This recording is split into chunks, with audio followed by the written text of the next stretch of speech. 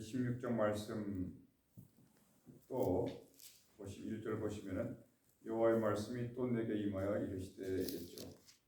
그러니까 어제 말씀드렸지만은 임절하는 것입니다. 여호와의 말씀이 또 내게 임하여 이르시되 비가 내리듯이 바람이 불듯이 여호와의 말씀이 임하면 그 말씀에 순종하며 사는 것이 백성의 자세다, 이런 얘기죠. 예수님도 그 마지막에 대한 종말에 대한 말씀을 빼놓지 않으셨습니다.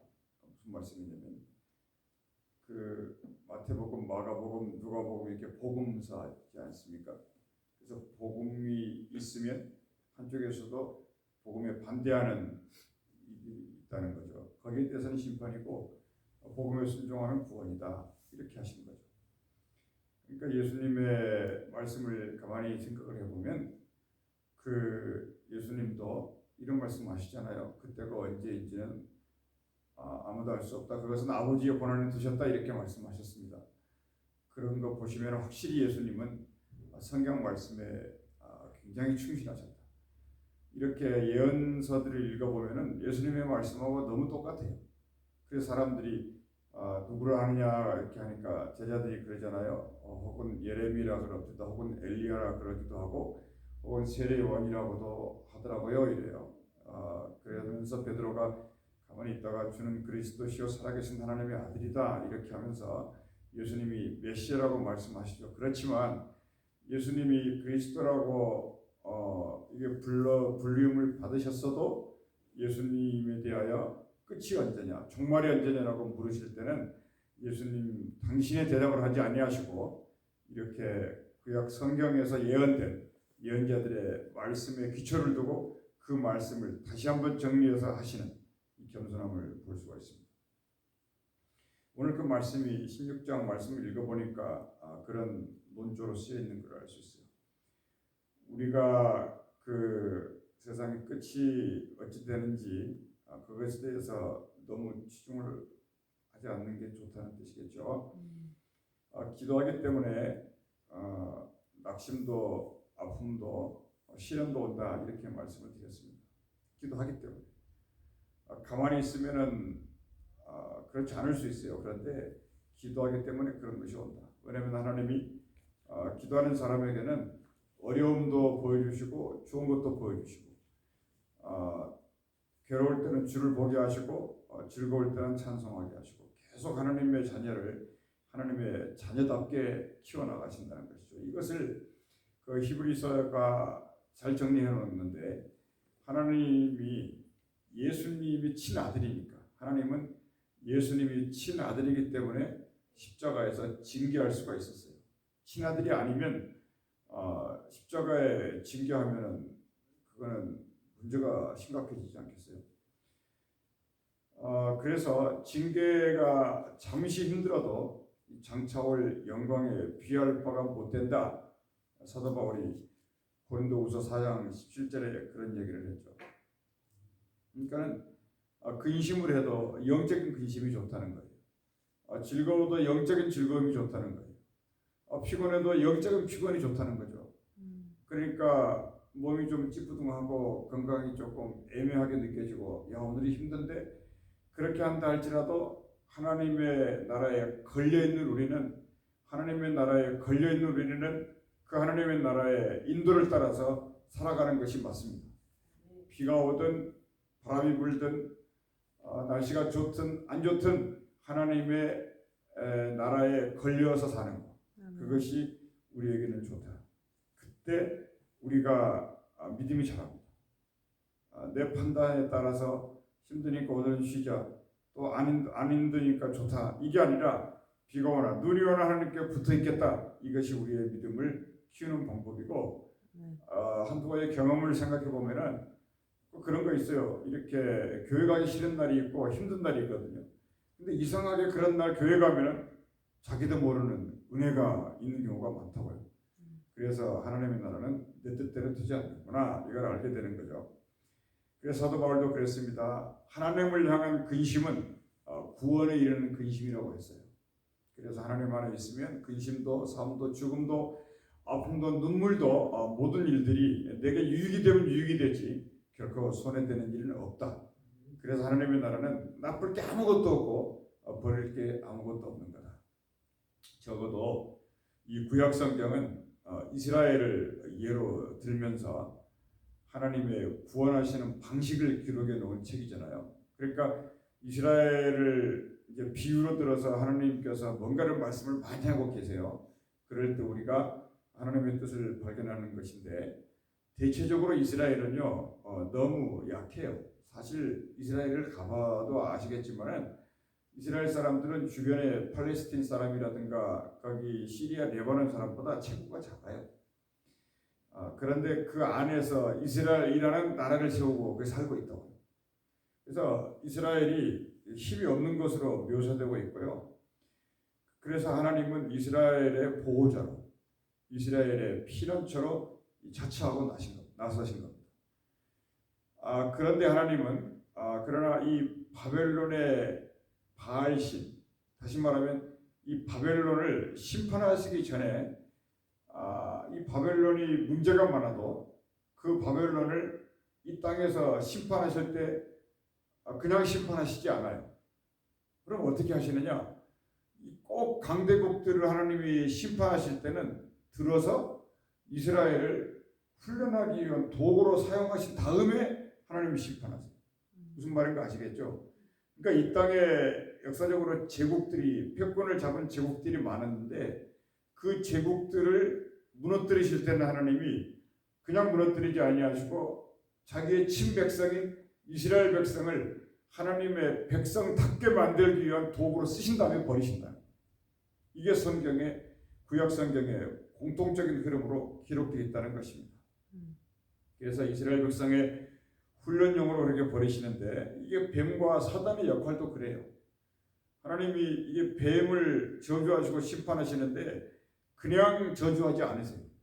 하나님의 계획을 따라서 하나님의 백성을 어느 정도 수준으로 올려놓기 위하여 뱀과 사단을 사용하신다는 것입니다. 그래서 하나님의 나라는 버릴 게 아무것도 없어요. 잠깐 힘들고 고통스럽고 그 어려움이 길면 길수록 무슨 일이 벌어질까요? 나는 하나님의 나라에 징계를 받아 구원의 높은 단계에 도달하는 사람으로 변화받는다는 거예요. 그래서 이게 사단과 뱀이 있는 거니까 그것에 대해서 하나님의 믿음으로 싸워가시면서 믿음의 영역과 맺힘을 키워가시는 그런 살아가는 백성들이 되시기를 바랍니다. 바로 그런 것이고요. 그래서 다시 말씀드리면 이 어두움이라든가 사단 이런 존재들은 우리를 하나님께로 돌아가게 만드는, 우리를 하나님 앞에 더 쓰게 만드는 도구로서 하나님이 쓰신다. 이걸 잊지 말자고요. 그런데 그것을 모르고 사단이나 우는 사자에게 넘어가 버리거나 우는 사자에게 내가 그들의 공격에 밀리거나 그 세계상을 이해를 못하고 그 공격 앞에서 내 성길대로 막 이렇게 싸우게 되면요 결국은 그들의 파멸이 돼요. 그걸 죽음이라고 합니다. 그걸 죽음이라고 해요. 그래서 그 죽음의 시간은 인생에서 아무도 모르는 거죠. 그래서 그때 우리가 그 징계를 받으면서 하나님께 돌아왔다. 이거를 뭐라 그러냐면요 은혜다 이렇게 말해요. 하나님께 돌아왔다. 이것을 은혜라고 표현해요. 그래서 이스라엘이 참 어려운 거 한 가지는 우리 인생도 그렇지만은 늘 우상 숭배에 빠져 있었다는 거예요. 모든 예언자가 다른 것을 말하기도 바쁜데 그런 것은 말하지 않겠다는 겁니다. 단 하나, 내 나이에 다른 신을 섬겼다. 이거 하나만 갖고도 이스라엘을 들었다 놨다 할 수 있는 거예요. 인생이 그래요. 그냥 좀 좋으면은 자기 자신이 얼마나 높아지게 보이고요. 또 안 좋으면은 푹 꺼져 버리고. 근데 좋으나 안 좋으나 뭘 어떻게 하라고요? 하나님만을 바라보는 거다. 이것이 사단을 이기는 방법이고 하나님께 칭찬받는 방법이고 이 땅에서도 승리하고 영원한 승리가 보장된 그것뿐입니다. 그래서 하나님이 참 심플하게 말씀하시고요. 나 위에 다른 신을 섬기지 말라. 그 하나의 계명 속에 모든 운명이 다 걸려있다. 이것을 이사야도 예레미야도 에스겔도 모든 선지자가 공통적으로 그 얘기해요. 그러니까 이것을 어떻게 이해하느냐가 신앙생활의 관건이다. 저는 그렇게 보는 겁니다. 그래서 우리가 하나님의 일 계명이 그것인데요. 이스라엘이 우상 숭배를 하고 싶었을까요? 사람이면, 이 귀를 가지고 있는 사람이면 절대 그러고 싶지 않았을 거예요. 이건 하나님의 제1계명인데 이게 마치 무슨 말이냐면 예수께서 부활하셔서 마지막 명령하잖아요. 너희가 아버지 아들과 성령님의 세례를 받고 내가 분방 모든 걸 가르쳐 지키게 하라. 이런 명령과 똑같은 거예요. 1계명. 그래서 오늘 이 문제에 대해서 하나님이 대답하고 계시는데, 이 첫 번째로 이 요즘 시대처럼 우상이 좋아가지고 쫓아다니는 사람들을요, 여러분 이게 심각한 얘기인데요. 그럼 하나님이 우상을 쫓아다니는 사람들을 부지런히 찾아다니면서 야 그러지 마 전부 데려오시면 좋은데 안 그러신다.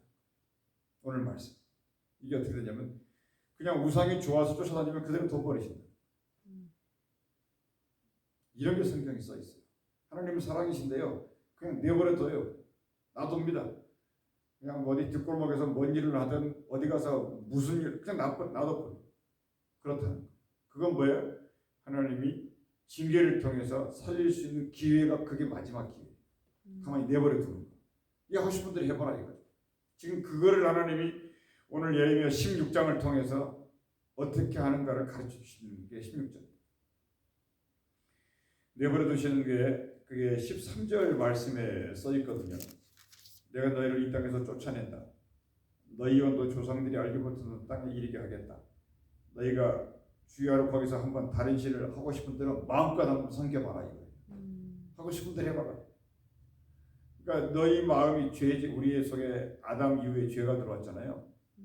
결국은 이제 이 지금 죄를 치우려고 하시는 것인데 하나님이 물론 우리는 알죠. 예수의 피로 죄사함 받은 거. 그런데 이 죄가 어떻게 없어졌냐를 알면, 어떻게 치워졌냐를 알면, 얼마나 끈질기냐를 알면 예수가 그만큼 더 우리의 구원자라는 걸 찾아가게 되죠. 구약성경은 그래서 있는 거예요.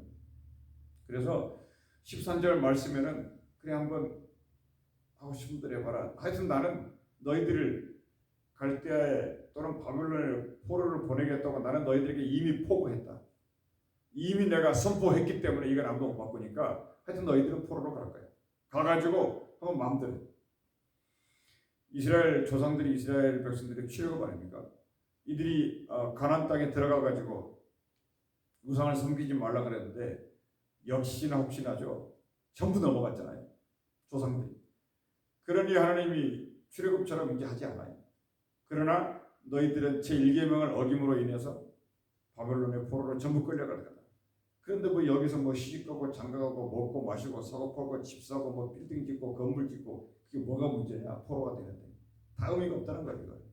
근데 제가 이제 이스라엘 처음 갔을 때 내리자마자 하나의 퍼포먼스를 하나 했는데 그 공항 거기다가 이제 엎드려서 이렇게 거기다가 이제 키스를 하는 거예요. 제가 이게 그리고 사진을 찍어서 보냈더니 어떤 친구가 그래요. 여기서 엎드려서 키스하는 사람이 누구냐요? 저는 엄청 웃었습니다. 그 순간에. 그리고 이제 공항에서 비행기를 타려고 이스라엘에서 기다리고 있는데 어떤 사람이 이제 그 콜록콜록 하면서 이렇게 마스크 같은 거를 쓰려 그러니까 옆에 지나가던 이제 이스라엘 분이겠죠. 그분이 하는 말이 여기는 홀리랜드라고 이렇게 여기는 거룩한 땅이니까 괜찮다고 이런 얘기를 한 적도 있습니다. 이게 무슨 얘기냐면 지금 이스라엘의 이 땅이 백성들의 죄악으로 어느 구석 한 군데도 저주받지 않은 곳이 없어요. 너무 더럽혀졌다는 거예요. 땅은 가만히 있었는데 이스라엘 백성들의 믿음 생활이 잘못돼가지고 이스라엘 전체가 지금 바이러스로 감염돼 버렸다. 그러니까 너희들은 여기 있으면 있을수록 너희는 좋다. 근데 내 땅 여기 홀리랜드 이 거룩한 땅도 너희들 때문에 지금 너무 안 좋게 됐다. 그래서 너희들 여기 있으면 안 돼. 몽땅 바벨론으로 포로로 가겠다. 이걸 선포하십니다. 무슨 말인가 아시겠죠? 그러니까 하나님 지금 뭐 하시겠냐면 이 홀리랜드 이 땅도 거룩하게 다시 회복시키겠다. 그리고 너희들을 다시 부르겠다. 그러니까 땅을 청소하기 전까지 전부 나가 있어요. 그러니까 교회를 청소한다면 모든 물건을 다 끄집어내야 돼요. 그리고 청소를 깨끗이 한 다음에 다시 하나하나씩 정리해서 집어넣으면 깨끗해지잖아요. 그런 식으로 하시겠다는 겁니다. 그래서 여러분 오늘 두 번째로 출애굽은 오늘 이제 말씀을 들으시면서 초점을 놓으셔야 될 건 뭐냐면 이스라엘 두 번 포로가 되는데 한 번은 애굽에, 한 번은 바벨론에, 이 두 번 포로예요. 근데 이 출애굽 시대는 끝났으니까 그 얘기는 하지 않겠다. 근데 다시 바벨론 포로로부터 시작하는데 뭔가 출애굽 때하고 바벨론 때하고 다르다 하는 것을 지금 말씀하십니다. 그러니까 출애굽은 이스라엘 백성이 바로 아래서 고된 노동으로 힘들었잖아요. 그때 그러면 어떻게 이스라엘 백성들이 하나님에게 긍휼을 얻었을까요? 하나님이 어떻게 이스라엘 백성들을 거기에서 나오게 했을까요? 성경은 뭐라 그러냐면 그 백성들이 부르짖었다고 하는 거예요. 그러니까 요셉이 애굽에 살았을 때의 왕하고 그리고 이 이스라엘 백성들이 노예로 있었을 때의 애굽의 왕이 바뀌었어요. 그러니까 요셉이 애굽에 있을 때의 왕은 굉장히 선량한 왕이었고, 그리고 여기 이제 이스라엘 백성들 요셉 이후의 왕은 굉장히 포악한 왕이었어요. 그래서 이들을 고통 가운데 누르는데 그걸 견디지 못한 거예요. 그러니 어떻게 하겠습니까? 이제 정목다니까지 다 해가지고 울부짖어 기도했는데 그 소리가 기록에 따르면 하나님의 귀에 들렸다는 거예요. 그 소리가. 그게 이제 하나님의 들려서 하나님이 아브라함에게 했던 약속, 가나안 땅으로 인도하겠다, 이걸 기억하셨다는 거예요. 그래서 하나님이 모세를 보내고 애굽을 이제 치기 시작하는데 10개의 재앙으로 싹 초토화시켜버리죠. 그리고 이제 10개 재앙으로 초토화시키고 이쪽에서는 뭘 준비하셨냐면 하나님이 복을 준비하셨는데 10개의 계명을 준비하신 거예요. 10개로 없애버리고 10개로 이런 거 보면은요, 이게 하나님의 나라는 이 고난 뒤에, 고난의 보자기에 축복을 숨기고 계십니다. 그러니까 징계가 오면은 그 뒤에 하나님이 복을 가지고 계십니다. 그러니까 다윗도 그렇지 않습니까? 온수의 목전에서 뭘 베푸신다고요? 상을 베푸신다. 반드시 상을 준비하고 계세요. 반드시. 그래가지고 10개의 계명을 딱 주시고 그 위에다가 뭘 하셨어요? 이스라엘이라는 나라를 건국하셨어요. 이렇게 큰 일을 하신 분이 하나님입니다. 그래서 이스라엘이 건국된 비결은 백성들의 부르짖는 기도 때문에 일어난 일이었다. 그래서 여러분 하나님의 나라 역시도 그 시작은 기도라고 보시면 되고, 하나님의 백성을 그래서 뭐라고 불러야 되냐면 기도하는 백성이다, 이렇게 부르시면 돼요. 그러니까 하나님의 백성은 이 기도하는 백성이라고 하는 이 천국의 시민증을 가지고 다닌 사람입니다. 그러니까 이런 겁니다. 이스라엘 백성은 기도만 하면은, 그 기도 안 하면은 언제든지 망할 수 있고 망하게 돼 있다. 이게 공식입니다. 이거는 뭐라 그래야 돼, 이런 거고요. 빼도 없던 거죠. 그래도 우리는 기도를 많이 빼앗기죠. 그러니까 제가 여러분과 함께 만나가지고 하고 싶은 말이 기도를 지키자는 거예요. 운동선수들이 룰을 지키듯이 반드시 기도를 지켜야 돼. 이 기도가 어떤 존재라고 해요. 하나님이에요. 이게 예수님의 심장이라고. 이 기도를 지키는 거예요. 근데 그걸 안 하면 망했고, 그걸 하면 죽음에서도 이렇게 세워서 10개의 계명을 주고 그 위에다가 이스라엘의 나라를 세워버렸으니까 이스라엘 딱 하면 기도하는 백성이다, 이렇게 된다고. 이것이 하나님의 세팅이고 하나님이 자기 백성을 키우는 방식이고요, 자기 백성을 지켜내는 방식이에요. 하나님과 백성들의 관계를 좁히는 방법이 기도라고. 그래서 하나님과 백성을 공동 운명체로 묶어버리는 게 기도예요. 근데 이스라엘 백성을 빼놓고는 그 어떤 나라도 이 공식과 이 비밀을 준 적이 없어요. 그렇기 때문에 우리가 하나님의 백성으로 살려면 이 기도라는 공식 안에서 하나님과 철저히 묶여 있어야 되는 거라고요. 이게 하나님의 방법이에요. 뭐 하나님을 따라가면서 무슨 뭐 비밀이 있고 미스터리가 있는지, 아니요. 이 기도를 통해서 하나님의 약속을 만나고 하나님의 뜻을 이해하고 하나님의 성령의 말씀을 받는, 그래서 일용할 양식을 얻는 이 간단한 방법을 우리에게 주셨다. 이것은 한 말씀을 더 표현하자면 백성들이 하나님을 떠나지 못하게 하나의 장치를 주셨는데 그게 기도예요. 이게 신의 한 수죠. 그래서 기도에는 두 가지 방식이 있었는데 하나는 모세의 기도가 있고요. 또 다른 하나는 바울의 말씀 속에 있습니다. 여러분, 그러니까 우리가 저를 좀 보세요. 이게 뭐냐면 이 모세의 기도는요, 지금 말씀하신 거예요. 세상의 모든 짐을 지고 울부짖어서 기도하지 않으면 안 되는 기도. 이게 부르짖는 기도예요. 이게 예레미야 3:33에 나오잖아요. 너는 내게 부르짖어라. 왜요? 지금 바벨론의 포로로 있는데 바로 바벨론의 포로로 끌려갔던, 애굽의 포로로 끌려갔던, 이 세상의 포로로 내가 살고 있던 그걸 인정한다면 거기에서 나오는 공식은 하나밖에 없다는 거예요. 부르짖어 기도. 이게 공식입니다. 잊지 말자. 이게 공식이라고요. 근데 이 공식을 다 까먹고, 이게 열쇠인데 이걸 다 까먹고 인생이 인생 앞에 놓인 문제를 인생이 풀려고 달려들고, 교회도 교회가 놓인 문제를 교회가 풀려고 달려들고, 교황이 교황 앞에 놓인 문제를 교황이 풀려고 달려들고, 이러니까 하나님에게 분노를 사는 거예요. 얼마나 이걸 알면 하나님이 사랑의 하나님이라는 걸 알고요, 기도하면 하나님이 문제를 풀어주시겠다는 겁니다. 아멘. 이런 기도가 있고, 또 하나의 기도는 이 바울의 말씀 속에 있거든요. 여러분 그 말씀 아시죠? 데살로니가서 5장 16절, 항상 기뻐하라, 쉬지 말고 기도하라, 범사에 감사하라. 이 기도는 모세의 기도하고 달라요. 이거는 예수 십자가 이후에 성령의 기도예요. 그러니까 성령을 받으니까 항상 기쁨이 되는 거죠. 하나님의 말씀을 받는데, 옛날에는 몰랐는데 성령이 역사하니까 말씀이 이해가 되기 시작하네요. 옛날에는 하나님과 우리가 누군지를 몰랐어요. 근데 새벽에 말씀을 듣다 보니까 기도의 끈으로 연결되어 있고, 기도하면 하나님이 들으시고 거기에 응답을 주신다는 내가 알게 된 거죠. 아멘. 그래서 말씀을 읽다 보니까 성령이 내 눈을 열어서 말씀을 보게 하신다는 거죠. 그래서 항상 기쁨이 생기는 거잖아요. 그러니까 내가 쉬지 말고 기도하게 되는 거예요. 왜 그래요? 너무너무 좋은 것을 얻을 수 있는 길이 기도를 통해서 얻었으니까. 하나님의 말씀을 따르다 보는데, 옛날에는 하나님의 율법이라 딱딱해서 아무리 읽어도 알아들을 수 없었는데요, 성령이 말씀을 비춰주니까 말씀이 꿀물처럼 단 거예요. 그래서 그런 말씀을 뭐라 그래요? 성령의 말씀이라고 그래요. 그래서 우리 교회는 하나님의 부르짖는 기도도 있어요. 그런데 하나님의 말씀을 따르다가 말씀을 이해하고 깨달아주고 알아주고 이 말씀이 내 생명의 양식이 되는 걸 알았기 때문에 나는 쉬지 말고 기도했더니 말씀이 깨달아졌네. 이게 성령을 받은 거라고요. 이해되시죠? 이거를 저는 우리의 멤버들, 우리의 성도님들이 이걸 적고 암기했으면 좋겠다는 생각을 해요. 잊어버리니까 자꾸. 잊어버리면 뭔 일이 벌어져요?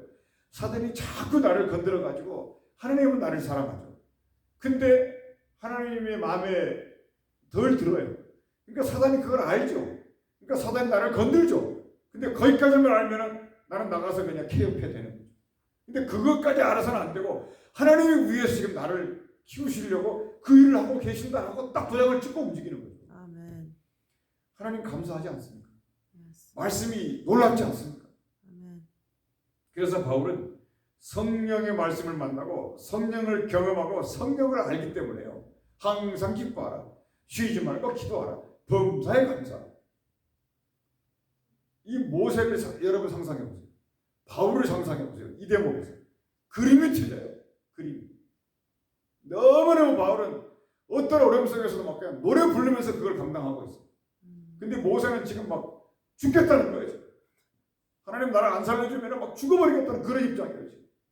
그래서 기도가 성령 이전과 이후가 이렇게 어마어마하게 달라요. 근데 우리에게는 이 두 개의 기도가 다 있다. 이 두 개의 기도가 다 있다.